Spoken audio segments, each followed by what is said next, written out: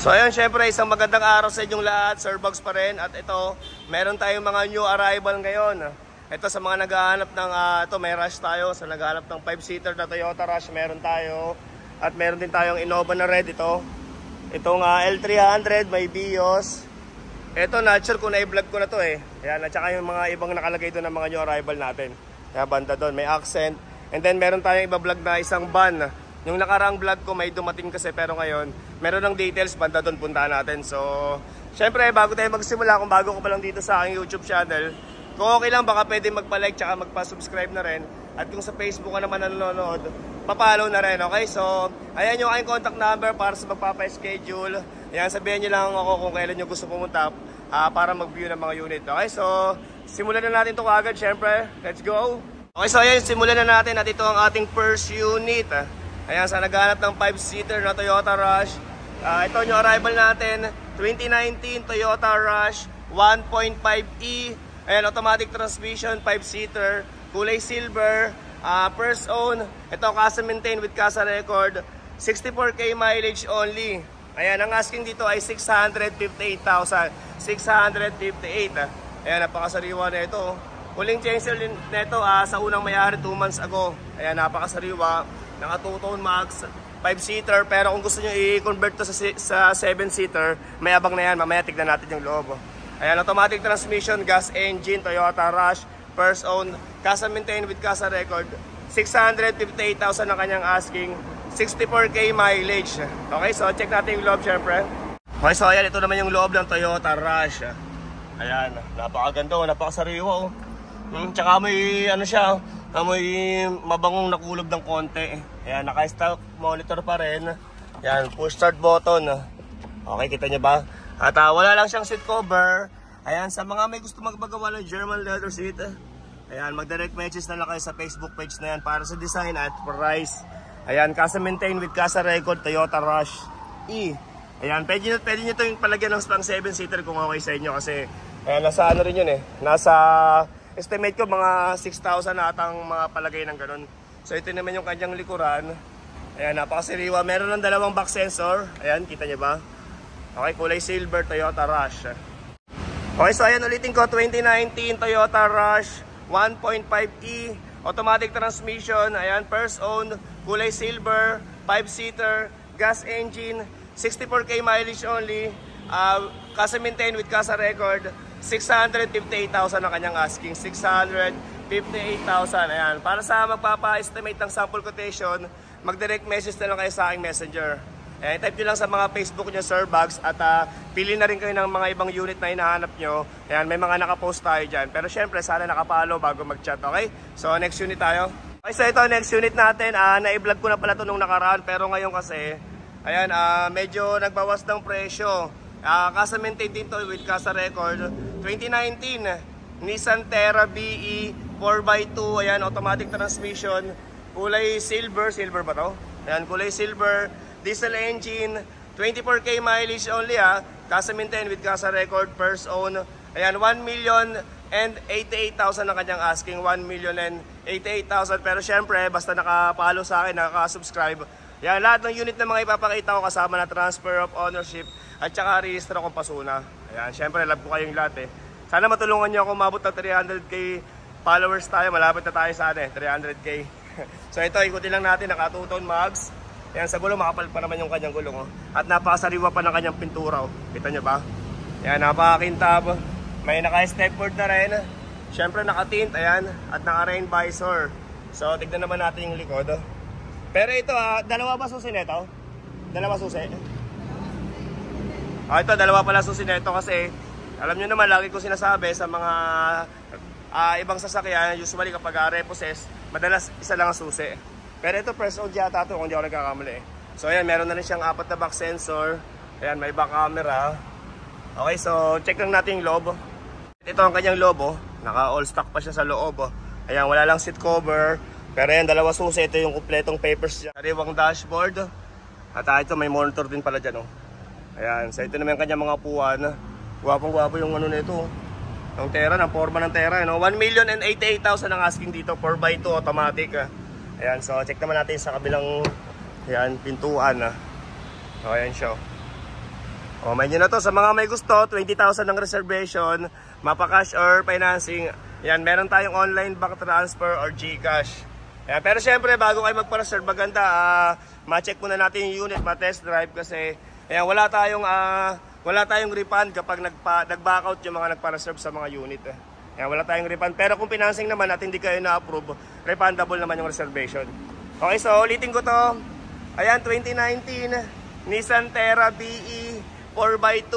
Ayan, automatic transmission, diesel engine. Ayan, kulay silver, 24K mileage only. Kasa maintain with kasa record. 1,088,000 ang kanyang asking.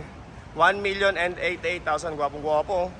O yan, may nyo na to. Sa mga may gusto, ayan, puntahan nyo na agad. Pa-schedule na kayo para ma-test drive na natin.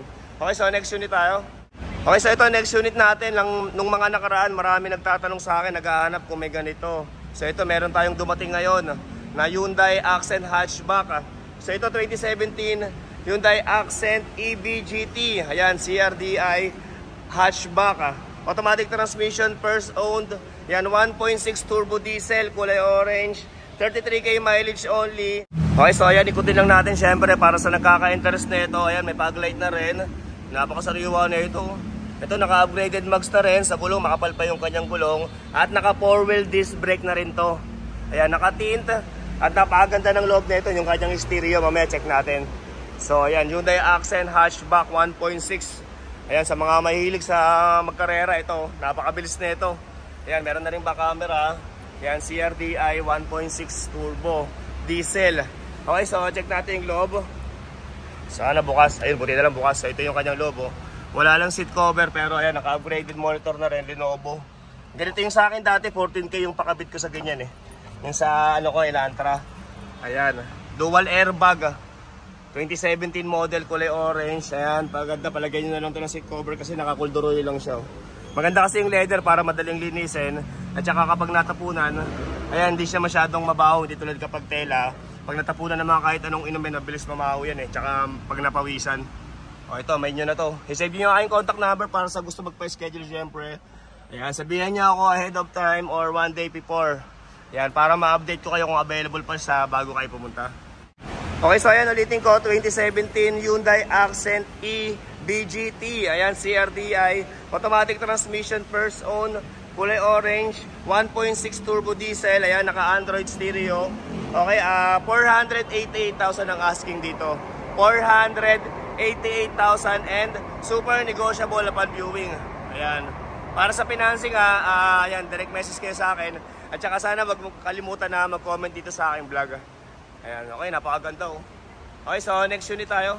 Okay, at ito, next unit natin sa naghanap ng pampamilya. Meron tayong Class AAA unit. Yan, Class AAA. Ayan ang tawag nila kapag sariwa yung sasakyan eh. So ito, 2016.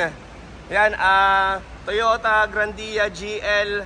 Manual transmission, kulay white. Ayan, diesel engine. First owner, 3.0 turbo diesel. Ayan, 14-seater. Okay, ang asking nito ay 1,158,000. 1.158 ang kanyang mileage ay 58,000 din. Parehas 1.158 ang kanyang asking at ang kanyang mileage ay 58,000. Okay, so ikutin lang natin. Yan, medyo malikot yung kuha ko ngayon kasi hindi ko hawak yung pang-vlog ko eh. So ito, naka-hub cab. Sa gulong pa naman, makapal pa naman yung kanyang gulong. Kita ba? Ayan o. Ito sariwa to, kulay white 2016 model. Ayan, ito yung nakarang yung arrival na pinakita ko na dumating. Marami pa siya, pero ito malinis na at may detail na. Ayan, GL Grandia. Okay? O, sa may gusto nito, syempre, alam nyo na. At saka isa pang maganda rito kasa record. Kahit 2016 siya, kasa record, 58K mileage. So, check natin yung loob. So, ito yung kanyang loob. Ay, dapat pala sa kabila ako dumaan para mapakita ko yung mga upuan. So, ito, ganun din, wala lang seat cover. Ayan, napakaganda na ito, para siyang semi-bago. O, kita nyo rito, kahit dito sa may pintuan nyo. Pag mga medyo gamit na, puro gasgas na yung banda dyan. At saka dito, nabubura na itong mga, ayan yung logo dyan. At saka yung dito, medyo nabubura na rin. So, ayan o, may nyo na to, 58,000 mileage only. Check natin yung mga upuan. At ito naman yung kanyang loob, Ayan, 3.0 engine, turbo diesel. Ayan, 14-seater. Okay, 58K mileage. Pwede rin trade-in dito kung sa mga gustong mag-upgrade ng inyong mga sasakyan. pwede rin. So ayan, pasok tayo sa loob. Luwag ng loob na ito. Yan, GL Grandia manual transmission.